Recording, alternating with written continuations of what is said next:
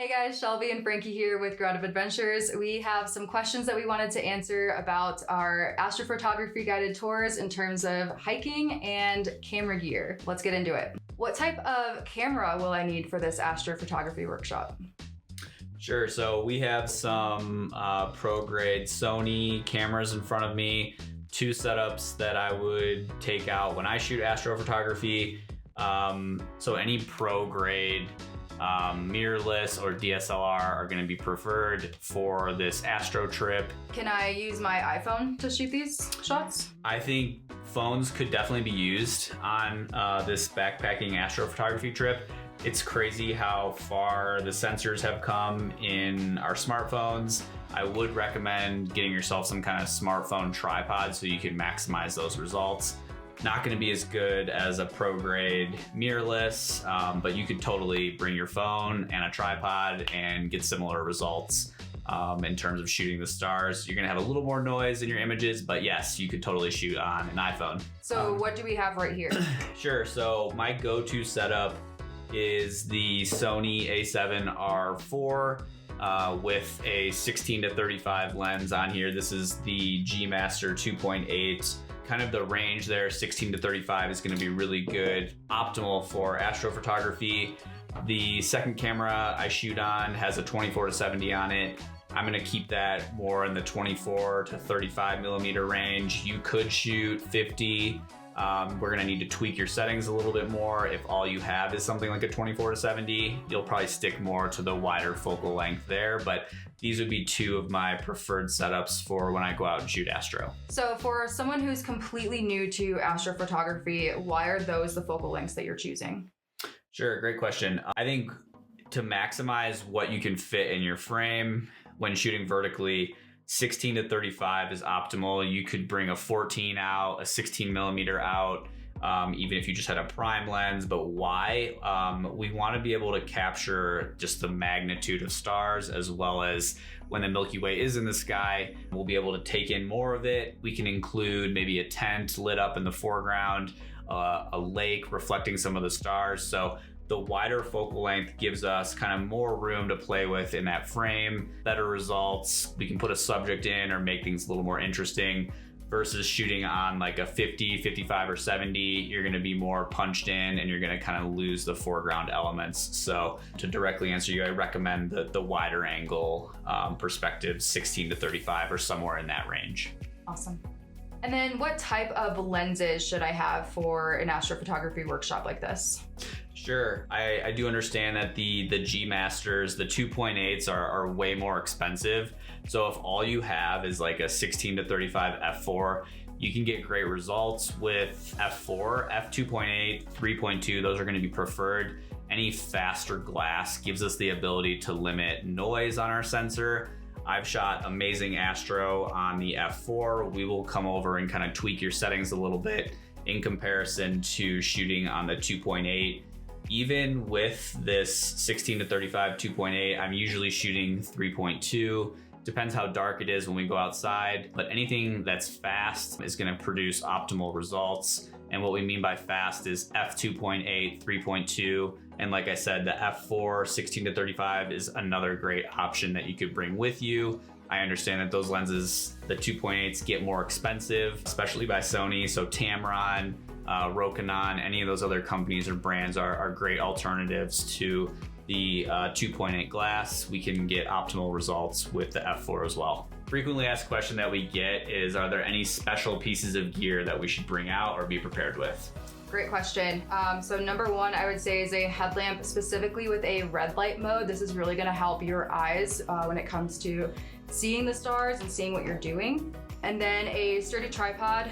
This one's by a ProMaster. They make really great tripods, but anything that's sturdy enough to hold your camera with your lens on it.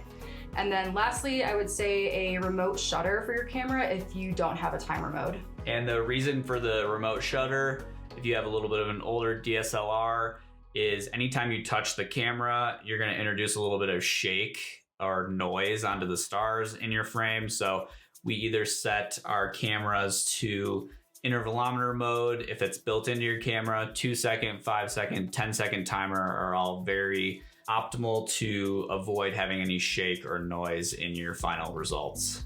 One last thing I would make sure that you bring if you are shooting astro is extra batteries, especially when you're shooting at night and it's colder temps, you will go through batteries a little bit more quickly. But also if you're getting like time lapses and just longer exposure shots, it's gonna take more time, and having those extra batteries will come in handy. And then Frankie, what camera settings should I know or be comfortable with for these types of trips? Sure, so we're gonna be out there, we're gonna help you out in the field, but some good settings to try, and this is something I recommend to a trip participant already. Go in your backyard when it's dark out, test out the headlamp in the red light mode.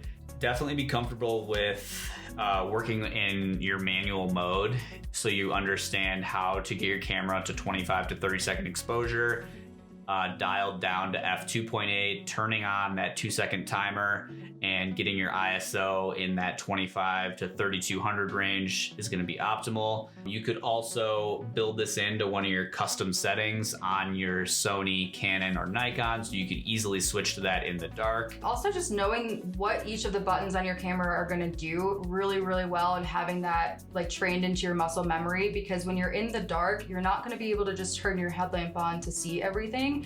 It's really, really important to know like what each of those buttons are going to do so you can adjust your settings accordingly quickly.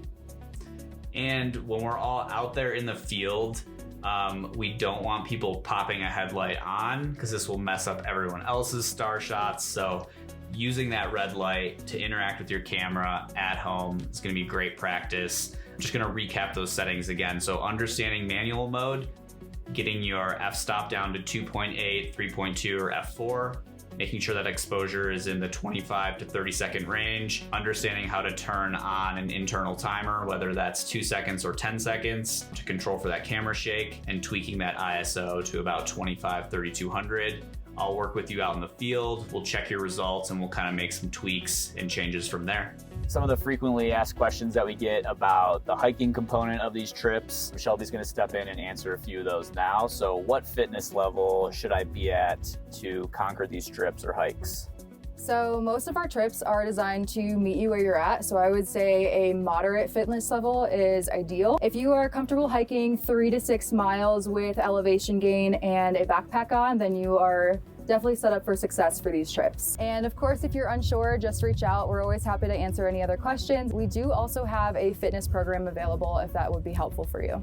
What skills should I know or be comfortable with before night hiking? So that's part of the beauty of joining a guided trip in the first place, is you don't need to have a ton of experience. It's really helpful if you're comfortable hiking in the daytime, as well as knowing how to use the proper gear. So especially using a headlamp, and then just being comfortable hiking on a trail. And we can teach everything else, from managing wildlife encounters to moving in dark terrain and handling the confidence to get outside in the night. Any tips for someone who has never hiked at night or in the dark? Should I go out and practice? 100% yes, go out and practice, especially if that's in your comfort zone, even if it's just a short walk around your neighborhood or on your local trails. It's totally normal to feel a little bit uneasy at first, but just bring your headlamp, let your eyes adjust, and also note that it's completely okay to move slower when you're hiking in the night. How do I stay safe while hiking at night? Safety is always our #1 priority on all hikes, especially night hikes. Here's some quick tips. Always bring a headlamp and make sure it's charged and you have extra batteries. Always bring extra layers. I like to throw on a layer before the sun goes down so I'm not scrambling in the dark. It's important to stick to familiar trails or trails that you already know. And another thing when night hiking is be sure to always let someone know when you're leaving and when you plan to return back to your car or the trailhead. It's so important. You should always have the 10 essentials with you, especially if you end up being out longer than you planned. And then if you are not trying to run into wildlife, make sure that you're making human noise. So when night hiking, make sure to keep an eye out for trail markers and make sure you're staying on trail. That can be more challenging at night when it's darker out. Trust your instincts. If something feels off or doesn't look right, definitely turn around and return back to where you started, or review your maps as you go along. It's always important to trust your gut and know that it's always okay to turn around if you feel like you need to. Safety first. All right. We get this question a lot. Shelby has tons of gear, but people often wonder, can I bring my own gear? Of course, that's no issue. If there's any gear that you want to try out, this is a great opportunity to do so. But if there's any gear that you want to make sure that we don't have extra for you, please just let us know. Also, a unique thing we're doing for our guided astro trips is offering the ability to rent Skyview tents. It's an amazing setup. It is a clear top tent, so you can see the stars as you get cozy in your tent to go to sleep. So if you're interested about renting those as well, reach out and ask us about the pricing for the Skyview tents.